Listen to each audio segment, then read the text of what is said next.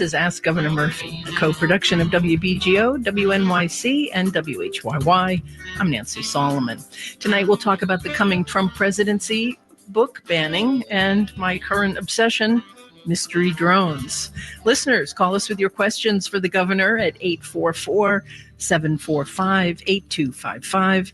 That's 844-745-8255. We'll also be reading your questions on social media using the hashtag AskGovMurphy. The number again, 844-745-8255. And we're joined now by Governor Phil Murphy. Good evening. Good evening, Nancy. Who is responsible for the weather, may I ask you tonight? Oh, it's all my fault. Okay. Maybe it's the drones. It could be the drones. Good to be back with you. So we're going to start with the drones. I find this scary, and I don't understand why we're not getting more information or seeing more urgency on this, but let me back up for anyone who hasn't been paying attention. There have been a huge number of sightings of these unidentified aircraft across New Jersey and Staten Island. They only appear at night, and what really shocked me was learning that they're the size of a small SUV. They've been seen coming in from the ocean. They've been seen flying over critical infrastructure, the state's largest water reservoir. They've flown over military installations.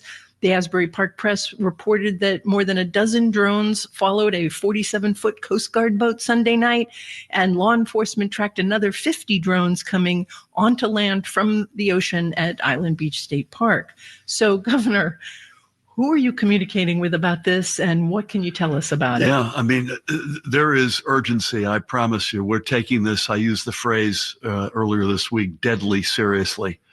And I have to give the state police under Colonel Callahan's leadership a lot of credit for doing a lot of really good work, a lot of local support, law enforcement and other public servants. And we've had a really good cooperation with the feds, but we need more. At the end of the day, as good as our folks are, the feds have most of the assets. They have most of the jurisdiction.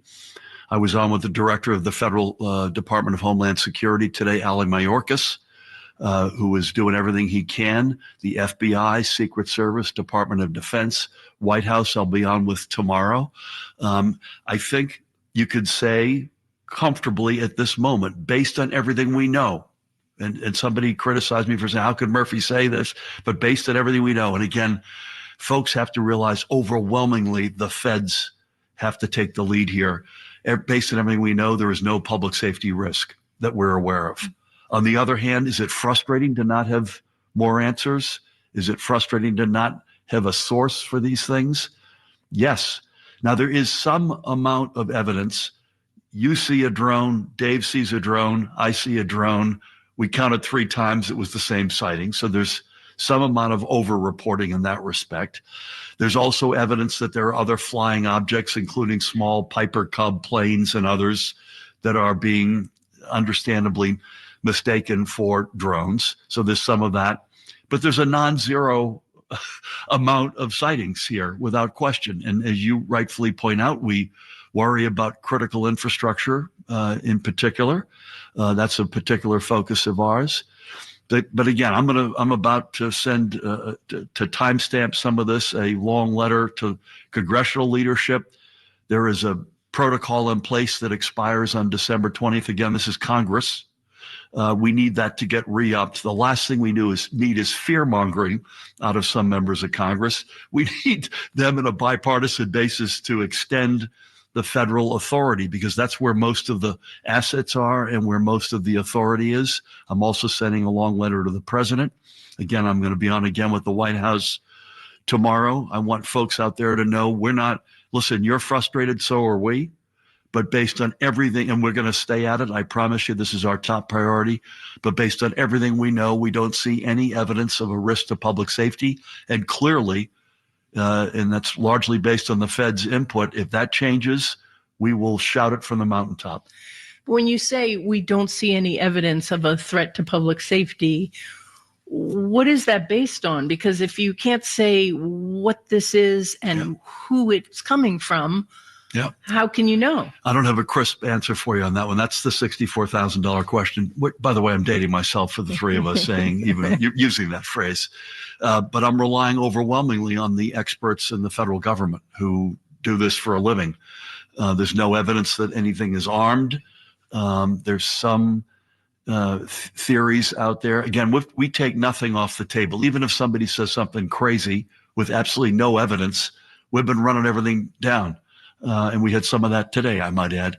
And that's, by the way, the last thing we need, but we'll still run it down. But we're relying overwhelmingly, and we have to, overwhelmingly on the feds, although we'll do everything we can within our own power. But based on what they know and we know, that's where we land right now. Not an easy one. Okay. It reminds me early days of COVID. Do masks work or not work? We don't know.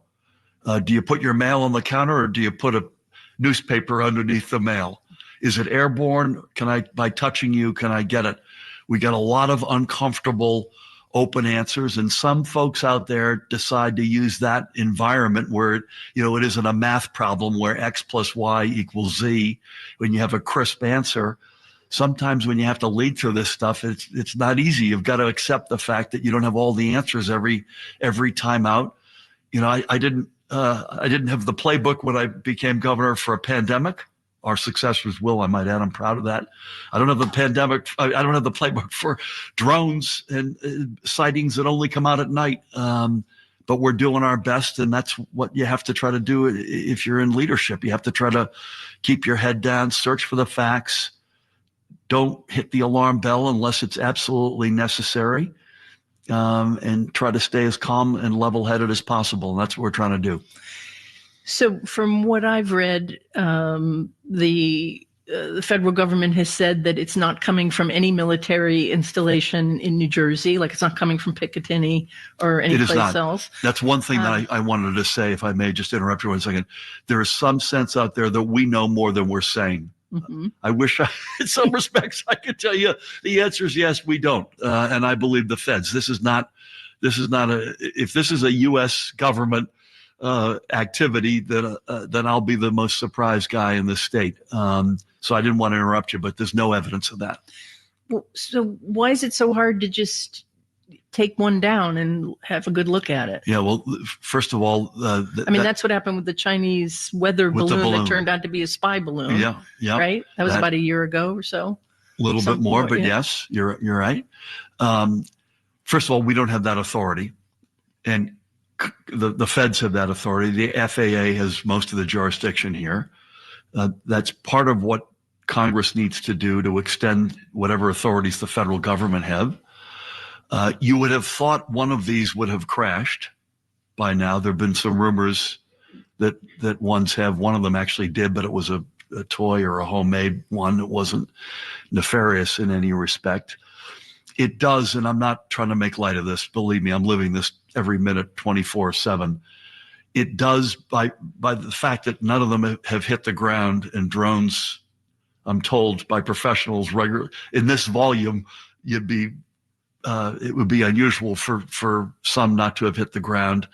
It does lead me to believe that the volume of sightings is overstated.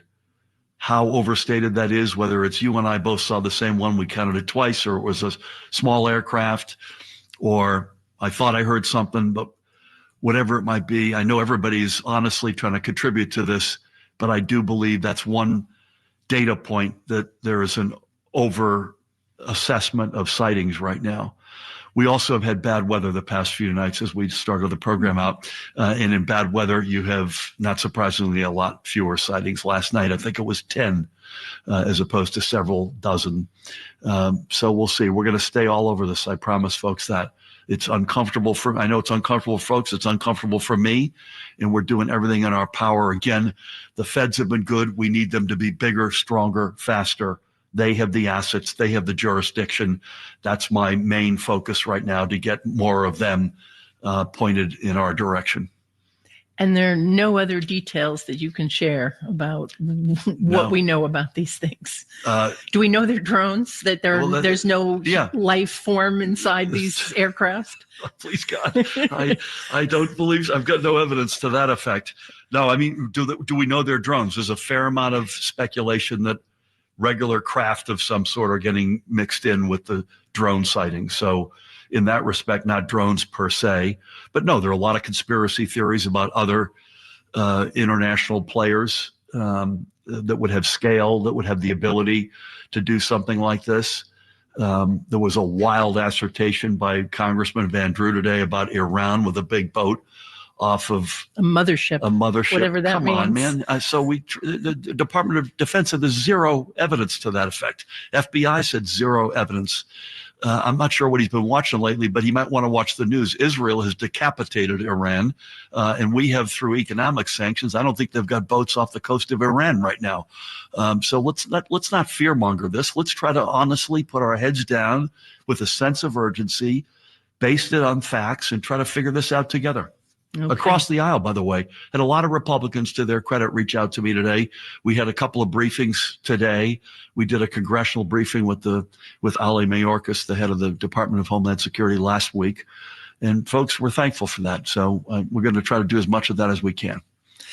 Yeah. State Senator John Bramnick, who is running for governor this coming year, suggested that they be shot down. Again, I don't have maybe one should be shot down. Again, just to look at it. Exactly. No, I saw what John said. And I appreciate that. And I'd like the feds had that authority, and I'd like to see them play a more robust role. I wouldn't be opposed to that. Okay. Let me put it that way. Okay, let's go to social media, see what folks want to know. David Matthau of WBGO and WHYY is here with us. What have you got? David, thank you, Nancy. Good evening. Hi, Governor. Great to be with you. And I was with you on Monday when you signed the Freedom to Read Act. Yep. And we actually have a question from Jim from Patterson. He says, Governor Murphy, I understand you signed a bill into law prohibiting book banning. I just wonder if places like libraries should have mature sections, not banning, but similar to movie ratings of, say, R, over age 17, PG-13, etc. That wouldn't prohibit books, but merely be a guardrail for appropriate ages to see material. What do you think? Yeah, listen, Jim is not terribly far off of where the bill landed. We use the phrase age appropriate, which frankly is a different way of saying the movie rating system. And so that's still very much an element here. So one of the speakers said that they were aware of some 6-year-old with 50 Shades of Grey in their book pack. They said, you know what, with all due respect, we're taking that out. That was one of the points we made, that parents have been, are, and will always be really important to this. What this does is it puts a process in place. We as the state, at the state level, are obligated now to put a model process in place. Actually, how would you go about determining if a book was inappropriate, et cetera? And then that is intended to be a model for local school districts. And frankly, putting it into more colloquial terms, this just makes it a lot harder to willy-nilly ban a book. You can't use certain reasons, which is a good thing. It will protect communities that have been under enormous assault, especially but not limited to the LGBTQIA plus community. Garden State Equity, represented by Kristen Frescarino, its head, was there prominently. That's a huge community. If you look at book bans and the percentage of material as to quote unquote why they were banned, LGBTQIA plus is right at near the top. Racial reasons, sadly, are up and near the top. So this is going to make it it's going to put a process in place, make it a lot harder for it to happen. It will always have this age appropriate, to Jim's point. Maybe Natalie Hamilton is with me tonight. Maybe, Natalie, we get Dennis Ebeloff to walk Jim through how that works.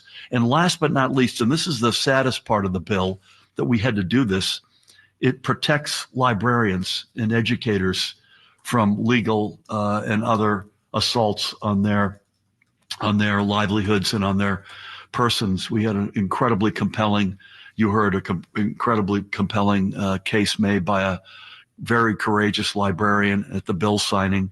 And that's just not on.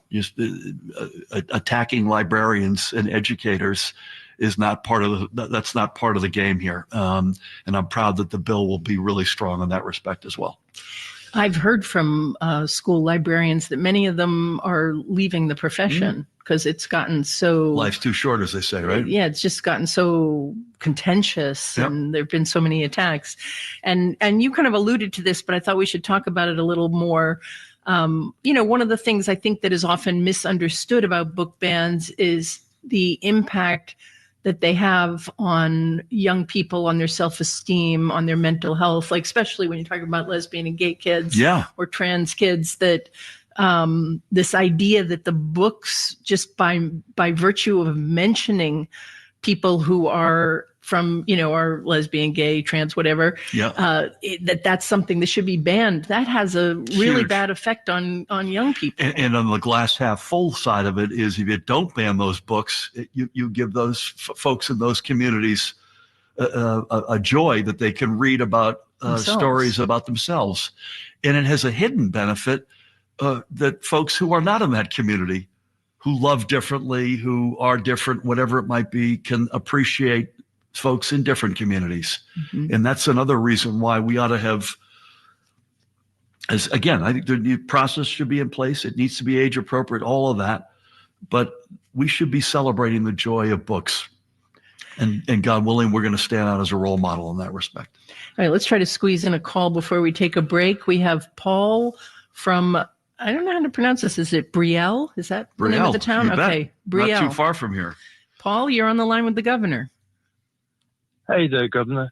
Hey, this is just a small question. I travel up and down to Newark Airport to pick family up all the time, and I'm sort of intrigued to know, when you get off the turnpike and there's a perfectly good cell phone lot at the airport, yet there's cars parked right off the turnpike on the right-hand side as you go to the airport, and then on the right-hand side of the road in the prohibited parking places as you go up to the new Terminal A and basically all the terminals.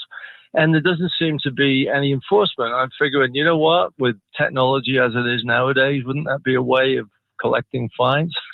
Yeah, it's a good point. They do enforce it, but they sort of come by on an irregular basis. But you know what? I'm not opposed to raising a few bucks. Paul, let me ask one of our folks. I'm going to ask probably Fran O'Connor, who's our commissioner of the Department of Transportation, Natalie, or maybe one of the Port Authority folks to follow up with Paul, because I see those cars just as you do. They do get chased. I think they get chased without fining, though. My Port Authority friends will correct that record if it's otherwise. But yeah, it's with all the parking we have, and now you look at Terminal A with a huge new brand spanking new terminal and parking garage.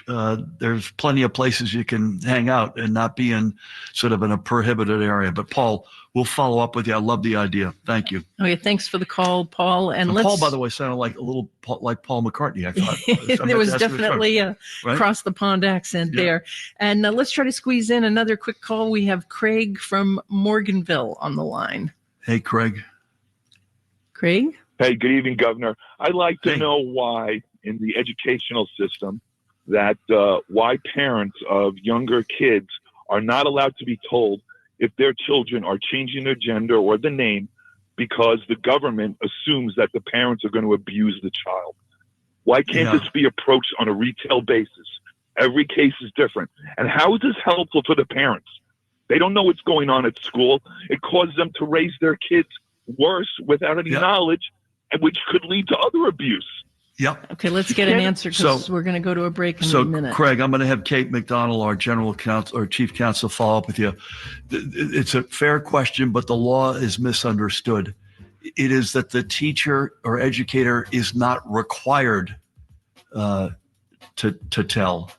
They're not required to tell. In most cases, they in fact do tell. But there are some minority, few cases whereby telling the parents there is a real concern about abuse. That is not the overwhelming amount of cases based on the data that I'm aware of. So it's the reverse of what you're saying. They're not required if they fear for the kids' well-being. Can I get in time? Craig, thanks for your call. And we're going to take a quick break. You're listening to Ask Governor Murphy. I'm Nancy Solomon, and we'll be right back.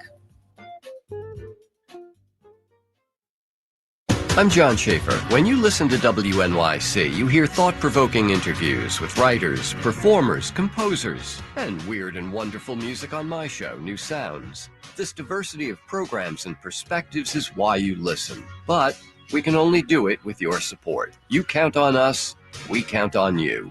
Please make a contribution now. Visit WNYC.org/donate or call 888-376-WNYC. WNYC supporters include Plaza Jewish Community Chapel's podcast, Exit Strategy. Executive VP Stephanie Gary and guests discuss normalizing and demystifying end-of-life issues. More at plazajewishcommunitychapel.org/exit-strategy. The New York Public Radio WNYC Archives is supported by the Leon Levy Foundation, which is committed to preserving the archival history and culture of New York City and beyond. Learn more at leonlevyfoundation.org.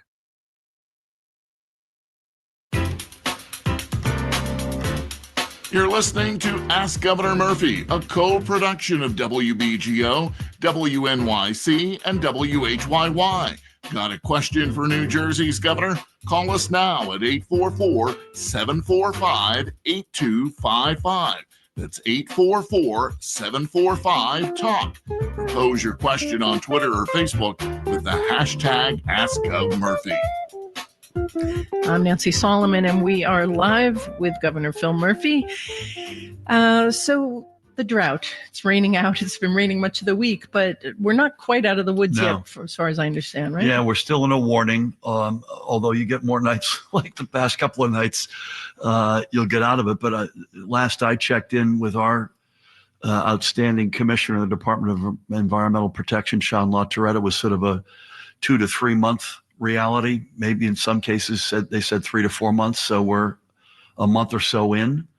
It's normalized somewhat here. So we'll see. It's going to get really cold in the next few days. And as one of your colleagues said, this could have been a foot of snow tonight. But we still need to be careful. And it's an unusual thing to be saying in the middle of December. This is a conversation you and I would be normally having in the middle of July, right? Yeah.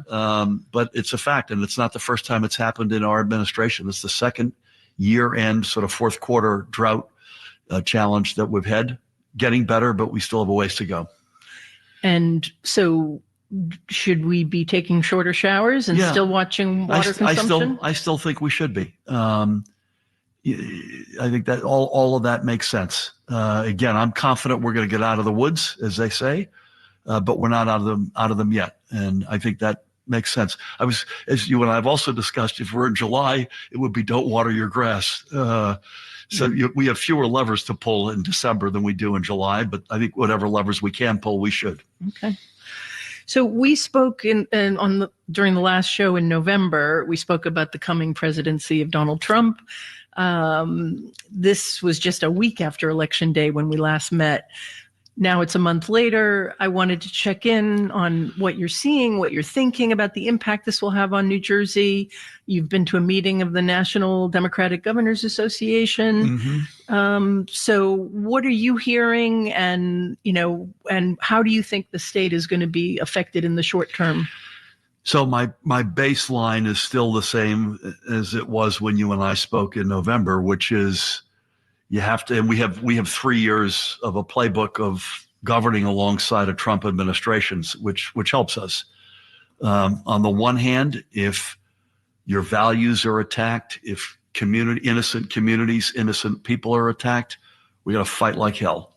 And what that means to be determined, probably a lot of legal action. I think I mentioned on the show in November that during the first term, our overlap, either in legal cases that we brought ourselves or with others, we batted about 700, so 7 out of 10. Admittedly, the judiciary, and especially the Supreme Court, is a different one than it was then, but that'll be a big piece of this, I'm sure, with some other levers, bully pulpit, et cetera. And then at the same time, you kind of, in a crazy existence going back and forth, you're trying to find common ground. I think I mentioned to you that he and I spoke, and the Portal North Bridge, which is the first big piece of the Gateway project, he green-lighted that. I invited him to come up and cut the ribbon when it opens on time, under budget, I'm happy to say, in 2025. So that's an example of where you're trying to balance it, and it's going to depend on the actual action. I have to say I'm concerned about a number of the names that he's put forward for cabinet and other senior positions. How could you not be? The foreign policy group is probably, while I don't agree with Marco Rubio and I aren't going out for beers every night, when you look at him, the national security advisor, his deputy, they are smart, reasonable people who love America and I think ultimately want to do the right thing. So that's somewhat comforting. The Treasury pick was a little bit of a surprise for me. A hedge fund, successful hedge fund guy who's got experience in markets. That's probably a good thing. But on the other end, Hesketh in defense or Kennedy in health and human services, Tulsi Gabbard in intelligence, those names concern me. So I just hope, I think there are three pillars that have to be respected, one of which already has not been, which just discourages. We forget that both President-elect Trump and Vice President-elect Vance have denied the results of the 2020 election, and they've gotten away with that. And I think that's awful for our country. That's one pillar. Let's hope that they can abide by the other two. One is that the Senate exercises its advice and consent authority and constitutional power. And that's going to require a few courageous Republicans to look at some of these names and say, you know what, that's not going to work. And then the third pillar, I think, is that institutions, Elon Musk and Ramaswamy want to go in there and make agencies more efficient. I'm all for that. Sign me up for that. Deliver better results for our residents at less cost. Yes, we try to do that every day in New Jersey. But that's different than weaponizing an institution or gutting an institution or limiting its constitutional authority. So as they say, the devil's going to be in the details here. The next couple of months are going to be incredibly important. I think we're going to have enormous tension in the system in the next 6 to 12 months, and God willing, we come out the other side. At the end of the day, I'm an optimist, but this is going to be challenging. David Mathau, you have, I think, a question from a listener that is about the immigration issues and the Trump presidency. I do, Nancy. Patricia from Millstone says, Governor, are you aware of the way social media is being used to prepare Jersey citizens for use of large-scale deportation sweeps in the Garden State? Reports of, quote, Venezuelan criminal gangs in Jersey cities have been circulating on cell phone news feeds. Trump may declare a national emergency using national safety to justify the measure, leaving New Jersey open to federal intervention. Do you have any plans to combat this? Is it a continuation of similar tactics that were used successfully in the presidential election? I fear these efforts to influence public opinion will continue in a relentless fashion during the Trump presidency. Yeah, I think Patricia has every right to be concerned. This Venezuelan gang thing, I read the New York Post every day to read the other side. And by the way, good sports page. And the Venezuelan gang thing has been a New York City phenomenon, and it's now infected us to some extent. Again, I want Kate McDonald, Natalie, if you could, to ask Kate if she could follow up with Patricia. First question I think she asked is, am I aware? Yes, sadly, I'm aware. And I think it's going to depend on what this looks like. And I think we discussed this a little bit before. If there is a precise, targeted effort against, for instance, people whose cases have been adjudicated as it relates to asylum or not, they have been denied, they have been asked to leave the United States, they're still here. My guess is there's not a lot of people, polling men on the street, there's not going to be a lot of support for allowing them to stay. Or somebody whose case isn't adjudicated yet, but they committed a serious crime. I don't think you're going to get a lot of sympathy on that category as well. The fear is that it's a blunt instrument, that they're going after wide swaths of people, as Patricia said. Innocent folks who have fled persecution, fled personal violence risk, and have come to America, as tens of millions have, maybe hundreds of millions have, over the almost 250 years of our existence. We are the beacon on the hill, where folks feel like, I can go to America and I can be at peace and find a second chance at life, or even worse yet, American citizens. So it's going to depend on what this looks like. We're doing everything we can to get ready. But again, if it's precise, directed at certain explicit categories of folks, depending what those categories are, that's one response. If it's a blunt instrument and innocent people are getting sucked into this, we're going to fight. And what the elements of that fight are, to be determined. I know there'll be a big legal element of that for sure. But Patricia asked if we're aware and are we doing everything we can to get our mind around it? The answer is we are. But this is, I mentioned a minute ago, I don't think we can underestimate the tension into the American system that we're going to see over the next 6 to 12 months, perhaps longer, but certainly over that period. We have a call coming in that is also about the Trump presidency. So let's go to that one. Isa2 in Trenton, you're on the line with the governor. Hello. Hi, Governor Murphy. Thank you for your time. Thank you. My question is, given that Trump has stated that he plans on abolishing the Department of Education, what effects can we expect to see on New Jersey public schools and universities, and how will the state protect them?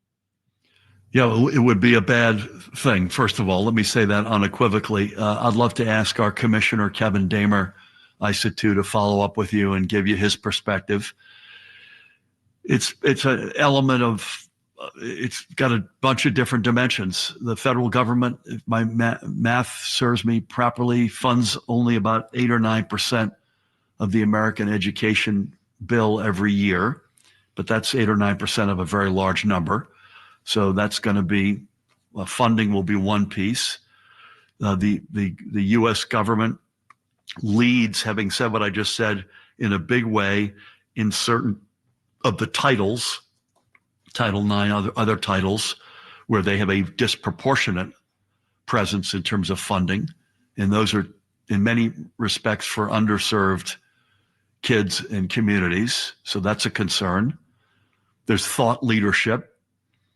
There is the notion of public education and what that actually means. For instance, I'm not a voucher guy. My concern would be that would be a policy that would be pursued aggressively. Like, that just takes money out of the system. So there's a whole number of dimensions that would be very concerning. And I think the biggest one is the statement it would make. The most advanced, largest economy in the history of man and on the face of the earth, where we know that education is the key to advancement, to a better economy, to higher paying jobs, higher quality of life. It's the best thing out there to get folks from under the poverty line to above the poverty line. You could define it in whatever way you'd like. But the notion that we would do away with that department when in fact education is the key to the future of all Americans, that statement is awful. Now, he has nominated a secretary for the Department of Education, Linda McMahon from Connecticut. And you should look Linda up. Actually, her views are more complex than folks might think. And I say that with a little bit of a glass half full, but we'll see. I don't know that you'd nominate somebody to get rid of the department. Maybe he thinks he has to have someone running the department to getting rid of it. I don't think Congress wants to do this. There's a block of hardos that probably want to do it, but I don't think Congress has an appetite to do that. So we'll see. Thanks for your call, Isa2. We have to go up. We have to find happier things to talk about. Oh, yeah. I don't think that's coming. I can see from the next call we're going to go to, where we're going back to the phones. We have George from Riverdale on the line. Hey, George. Good evening, Governor. New Jersey has a very meritorious case for the fact that no revenues are to be shared from the congestion pricing proposals the state legislature has foisted on the MTA. So you and Representative Gottheimer have both filed lawsuits. My question is, what political compromise can be made where the equities to which New Jersey is entitled could allow the lawsuits to be withdrawn, New Jersey to obtain a portion of the revenues, and for this to go forward? George, I don't know that there is a common ground, to be honest with you. We've been at it in good faith, and I don't want to prejudge a legal case with a very fine federal judge who is presiding. So I don't want to necessarily get into the details, but I believe we have been negotiating in good faith from day one on things like, hey, can we get some of this money to mitigate pollution that will, by the way, it's not going to go away. It's going to move to New Jersey. And I think even more importantly for our commuters, to give them credits so that their pocketbook hit is de minimis, hopefully. And from moment one, we've been acting in good faith. With all my heart, I believe that. We continue to a conversation I had within the past hour or two. We'll continue to be good faith players, but the deal as presented at the moment is a bad deal for New Jersey. It moves pollution to our side of the Hudson. It costs our commuters an enormous amount of financial burden. And is there a solution to both of those? I'd like to think that we're reasonable and the right time and place. The answer is, I hope to, yes. I also think the timing has been bad. The administrations that came before me dragged their feet in the Gateway Tunnel project. We're finally moving that. That's 2 new rail tunnels under the Hudson. Before us, they dragged their feet in the Midtown bus terminal. That got its last important approvals last week. That's moving. So you'd like to think that if you're charging commuters who drive a car an exorbitant fee or any fee, that have a reliable alternative to getting in that car in the morning. And someday we will, and I'm proud of that, but we don't today. So it's that combination of the pollution's moving with no money to deal with it. We're ripping out the eyes of our commuters with no credits, and the time, this moment in time, is challenging. So that combination is hard to deal with. Again, I think we've been reasonable. I can't speak for Congressman Gottheimer. I know he's been pounding away on this, and I give him a lot of credit for that. We'll see. This is going to come to a head one way or the other, because I think this is supposed to go into operation January 5th. Yeah. So this is now measured in days. Yeah. Thanks for your call, George. We're going to stick with the phones right now. Our call screener says it's Zach from Mendham, but I think it's Jack from Mendham. Am I correct? Jack, are you there? Yes. I know Jack. Yes, I am, and it is Jack. It my Jack? My Jack from Mendham? It is your Jack from Mendham. I love that. How are you, Jack? Hi, Governor. Hi, Nancy. Hi. We should explain to our listeners the reason why we're familiar with you is that you've called a few times about the farmland tax assessment, the tax break that people who have farms in New Jersey get, and the way that that is abused. And you asked the governor to meet with you on the show, and he agreed, and you have met, and you're calling back to report in, I believe. I should slip you a 20 for giving me such a credit there. I'm calling back to tell you that Dennis Zeveloff has me in his phone contacts as PITA, P-I-T-A. So I do call a few times. You know what PITA is, right, Governor? Sure. I think we're getting drummed off to a commercial, Jack. You got a few minutes. What did you want to say, Jack? I just wanted to thank the governor for being one of the politicians who did exactly what he said he was going to do. And for that, I think he deserves a big thank you. When I spoke to you on Nancy's show almost a year ago, you invited me to come down with Nancy's help and speak to you. And I really was apprehensive that, anything was going to get done. And I have been more than pleasantly surprised. Okay, Jack, I'm afraid we're out of time. We got to go to a break. Thanks for calling. And you made the governor very happy. You should see the smile on his face. This is Ask Governor Murphy, and we will be right back. Whatever you're doing this holiday season, make it special with glorious music on the WQXR Classical Holiday Channel. You'll hear carols, sacred music,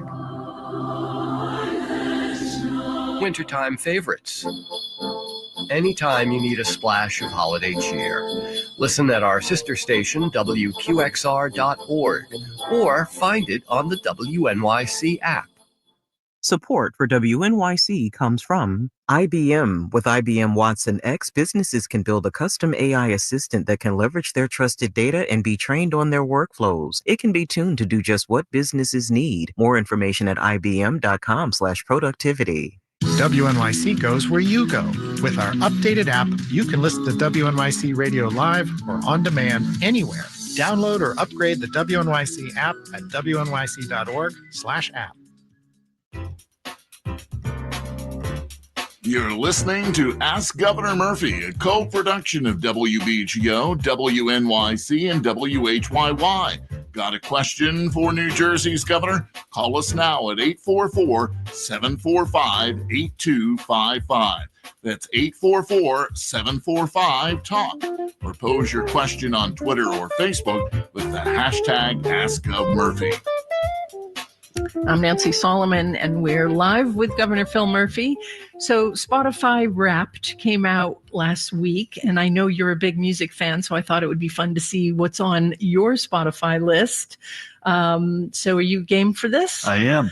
So for folks who don't follow, this is, while you get out your phone and look for the songs, I'll explain. Spotify is a music streaming service, and it tracks your listening over the course of the year, and then it tells you what you listen to the most. So what was your top song of the year? So I'm going to get to the top song, but you do 5. And one of them was, Natalie and I were together in Chicago. I'm obsessed with Chapel Roan.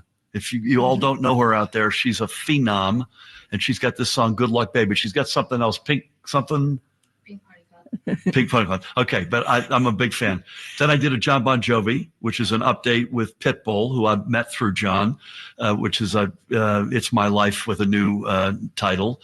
Night Shift by Bruce Springsteen, which is a Commodore's redo, which he does in concert. It's incredibly mesmerizing.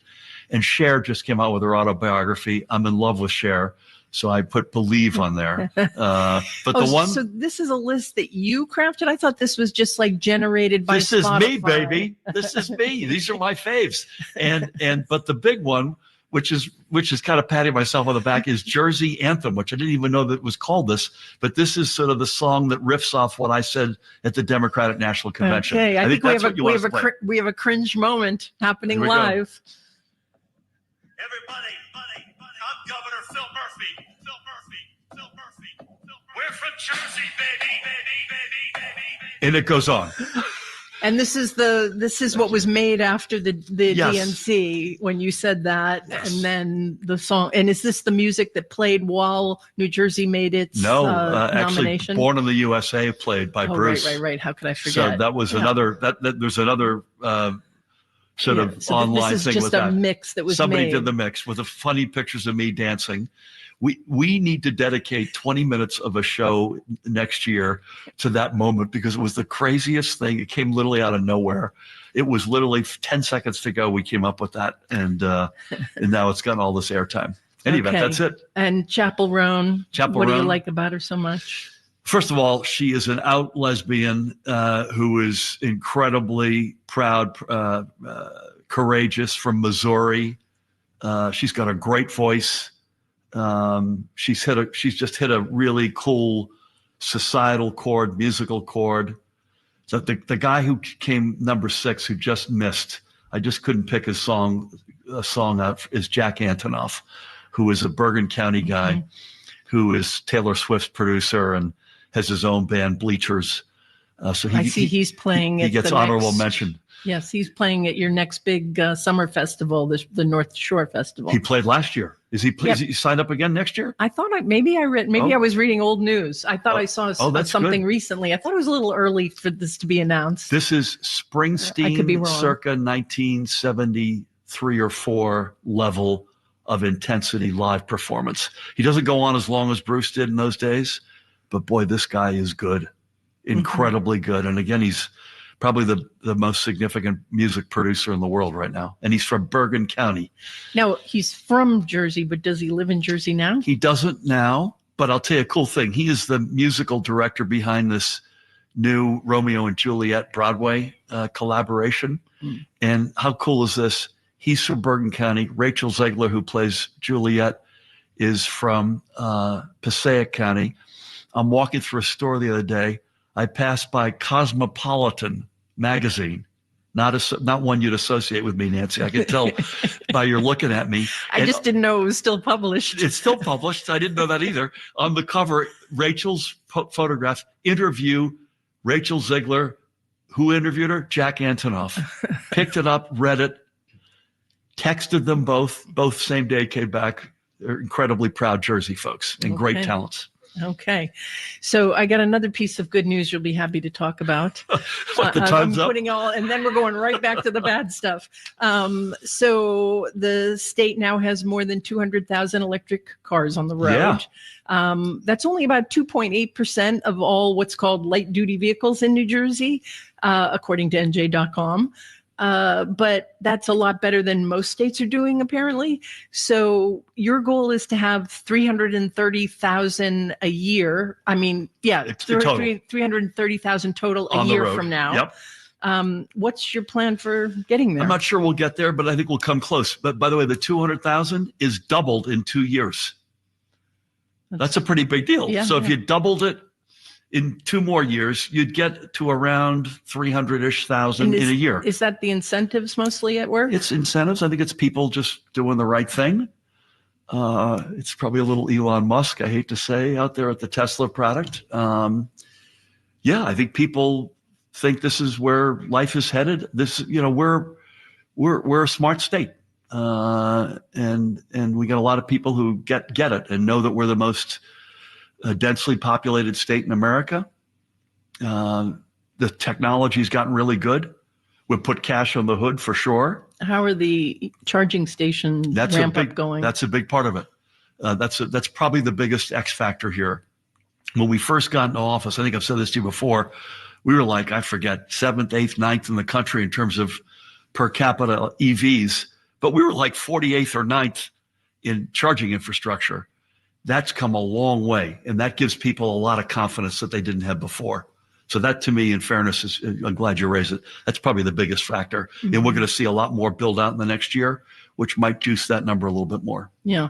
I was talking to somebody today who had gone car shopping over the weekend. Yes. Went to a Honda dealer with a car in mind that they wanted to buy, and got talked into the Prologue, which is the EV, because the incentives were so good on it. Yeah. I'm not surprised by that. So we'll see. Seems to be working. Yeah, we've gotten it's a classic example of this, like the film industry. You put chum in the water that you hope turns into economic growth. All that growth doesn't necessarily come directly back to the state. So you put $1 to work, cash on the hood for an EV. You don't necessarily get $1 back, but you get a lot more EVs, which is what we want. That's what government is for, in my opinion. You basically you lead, and folks can then come in behind you, and that's working. Let's take another call. We have Ava from Lebanon on the line. Hey, Ava. Hello. First things first, I just wanted to say, Mrs. Solomon, I met you at my town council building right after the earthquake this year. Oh, I remember It was great getting to talk to you with my mom and sharing my thoughts. That was my name is Ava Joy. I'm 15 years old. I'm 15 years old, and I'm the North Huntington High School class president of 2028. One of the issues on my campaign platform. Thank you. One of the issues on my campaign platform was Vote 16, and I was wondering if you could join me at our high school school board and town council meeting to make the case for 16 and 17-year-olds to vote in local elections. Young people know the issues that affect us best, and it would engage them to be involved in the electoral process as early as possible. Ava, great question. Thank Ava, you. I love it. And I got to get back to Jack because we didn't close the loop on Jack, by the way. So answer Ava and then we'll go to Jack. But I'll tell you why it matters to Ava and Jack. Ava, I'm coming. Okay. My people will probably throw me out a window, but I'm coming because getting 16 and 17-year-olds to vote is a big deal. Natalie Hamilton has now moved 6 feet to my right. She's going to make this happen. Just as we met with Jack, when, by the way, Jack's input is actually going to contribute. We're going to change the policy in this state on farmland assessment. No. Can you say anything specific? We're going to, no, not really, but I'm going to give you the general theme, which is Jack's point is the farmers are the one who deserve the farmland assessment, not folks who are pretending to be farmers to get a property tax break. Yeah. And we're going to try to level that playing field because we are the Garden State. And Ava, I'm coming out to see you in Lebanon. I believe so much in 16 and 17-year-olds voting, and congratulations on being class president in the next few years. Now, I read recently that State Senate President Nick Scutari said something kind of in opposition to the proposal that teenagers vote in school board elections. I did not. If he did, I did not see it, but okay. I can't. He and the speaker are as good at partners as you could ever want. So you haven't heard any problem with the... Well, I wouldn't say any problem. There are some folks who say, you know what, gosh golly, hey, you need to be X years to be able to make the right call. And that's why we started with boards of education. We said, let's pick something that is right in the wheelhouse, right in the lap, if you will, of a 16 or 17-year-old who's by definition in school. I love the idea. There are many folks, Andy Tobias, who's a nationally renowned author and former treasurer of the Democratic Party. He wants it to be in all elections, including for president. And his theory is a fair one. Senior citizens like myself show up and vote with a much higher percentage. I'm not going to suck either of you into my under my head. Hey, we're the same age. I'm proud of that. Let's go. And Dave's the young guy at the table. We vote in very high percentages, and yet by definition, we have the shortest runway of life expectancy in terms of living those policies. Kids, first of all, 60-year-olds are not allowed to vote, but even young people who are allowed to vote in much lower propensity, and yet they have the longest, by actuarial standards, a runway to live with that policy. Let's try to flip that. Let's try to find ways to flip that. Okay.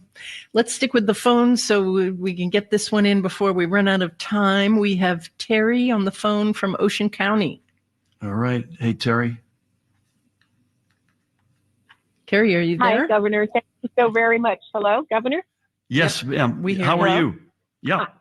Hi, how are you? And I thank you for taking my call. I was wondering if you were even aware, but it's our understanding that come January of 2025, there's going to be at least maybe 8 or 9 more municipalities in the state of New Jersey that will not have animal impoundment facilities for their stray or lost or sick companion animals, their dogs and cats. And by law, they have to have one, because what happens if there's a stray dog out there that, ate a raccoon that was rabid and now he bites somebody? There's no place to put that dog for the 10-day observation. Yep. And there's no place to put the stray animals. And it started with one that's been around for about 6 months. One municipality does not have an impoundment facility.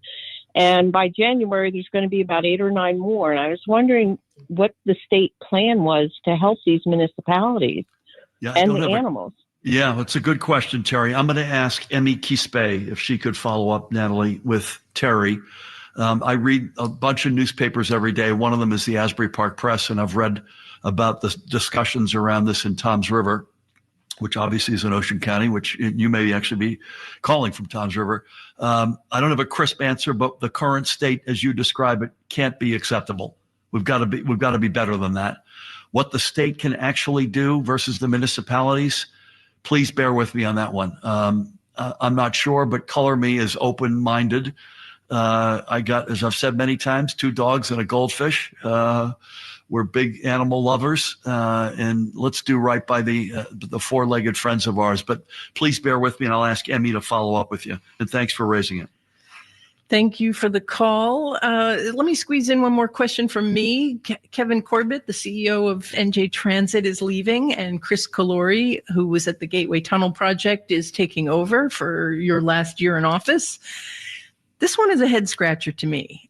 I know Calori did a good job at Gateway, and I know he's a former transportation commissioner, so a certain amount makes sense there. But in between those two jobs, he worked for 8 years in Camden for two organizations that are essentially run by George Norcross, who is now indicted for, in part, taking over the organization where he installed Calori as the CEO there. So, I mean, doesn't that matter to you? That seems like a pretty close connection to something that has been now called out as criminal, charged as criminal. Let me say, first of all, Kevin has done a really good job. I said this the other day. Dave was with me when I said this on Monday. He might have had the toughest job outside of mine over the past 7 years. NJ Transit was a complete mess. And notwithstanding a lousy summer that we had, this guy did a great job. He's a Naval Academy grad. He's a veteran. He's an incredible human being, and I can't thank him enough. I'm putting aside your concerns for one. Calori is a transportation megastar. People cannot believe that we got Chris to come in to run this thing for the last year of our administration. You get a phenomenon, which I'm not going to, I need wood here to knock on. When you're at the end of, when you know you're term limited and you're in the gun lap, which we will be next month for the last year, the textbook says you lose a lot of people on the one hand, and on another hand, you can't attract the talent to replace them. Chris is a superstar. I'm just thrilled. He did a great job at Gateway. He was a terrific commissioner of the Department of Transportation. I think he did good work in Camden, but you and I will have that discussion at some other point. But I just can't tell you how thankful I am for Kevin and how thrilled I am to have Chris coming on board. Okay. And let's take one more social question. David Mathau, what do you got? I have a question. From Joan from Morristown, Governor. She wants to know, she says, I received a letter from my auto and home insurance carrier advising me that the Jersey Department of Banking and Insurance is allowing a request for a rate increase of 14.8% for homeowner coverage and 14% for auto insurance. Electrical rates were allowed to be increased by 20%. Why is state government allowing these outrageous rate increases? Who is standing up for taxpayers in Trenton? It's not the price of eggs that is squeezing us in Jersey. It's the cost of insuring our homes and keeping the lights on. Yeah, it sucks, Joan. You could take the words "in Jersey" out of that question or statement at the end. This is a national phenomenon. I'm not making any excuses. Thank God she doesn't live in Florida, where the rates are going up like deep double digits. We take this very seriously. Our commission, Department of Banking and Insurance, let's get Justin Zimmerman to follow up with Joan. Justin is our commissioner there. He does a great job. But this is a phenomenon across the country, and it's galling. It's absolutely galling, and Joan is not wrong to be upset about it, but it's not unique to us. We're doing everything we can. Justin and his team are doing all we can to be as fair as we can. I think we'll get through this. In other words, this curve will flatten. But right now, Joan is not wrong, but we're going to do everything we can. Again, not unique to Jersey. Very happy to be back with you in business here, I might add. Well, we'll see you in the new year. And happy holidays, everybody. Thank you. You've been listening to Ask Governor Murphy, a co-production of WBGO, WHYY, and WNYC. Many thanks to our social media reporter, David Mathau, with help from Joseph Cabriglione, Luke Green, Matt Mirando, Juliana Fonda, and Wayne Schulmeister. The show is directed by Doug Doyle. I'm Nancy Solomon. Happy holidays, everybody. We'll be back next year. This is Ask Governor Murphy.